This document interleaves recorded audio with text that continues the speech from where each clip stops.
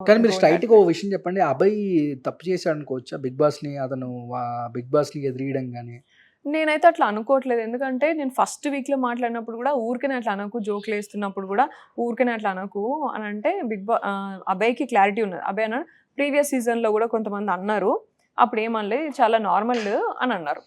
So, ఇప్పుడు ఒకవేళ నీకట్లా problem అనిపిచ్చిండింటే, మీ 'big boss' టీమ్‌కి 'బిగ్ బాస్‌తోని అట్లా మాట్లాడిందే ప్రాబ్లమ్ అనిపిచ్చిండింటే, లేదంటే గేమ్‌కి అగెయిన్స్ట్‌గా ఇట్లా పోతున్నాను అనిపించింటే కన్ఫెషన్ రూమ్‌లో పిలిచాలి గదా!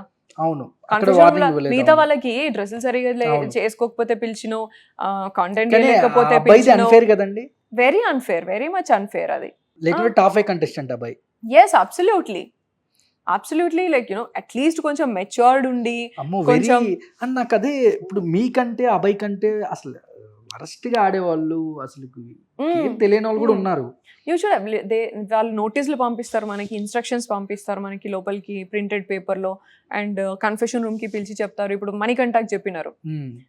అట్లా మీరెందుకు అభయ్‌కి చెప్పలేదు? అండ్ ఆల్సో ప్రమోషనల్ టాస్క్ ఒకటి తప్పుగా పలికాడు అభయ్. హ్మ్. నీట్‌గా చెప్పలేదు. దాన్ని కూడా పిలిచి ఇలా చెప్పాలి అని చెప్పినారు. అదేలే ప్రతిదీ చెప్తున్నప్పుడు చెప్తున్నప్పుడు ఇది మిమ్మల్ని ఒక్కసారి చెప్తే, "నువ్వు అట్లా చెప్పడం కరెక్ట్ కాదు. ఇంకొకసారి ఇట్లా వాడకు" అని చెప్పిండింటే Abhay would have changed his thing. అది ఎంత చిన్న విషయం. హ్మ్.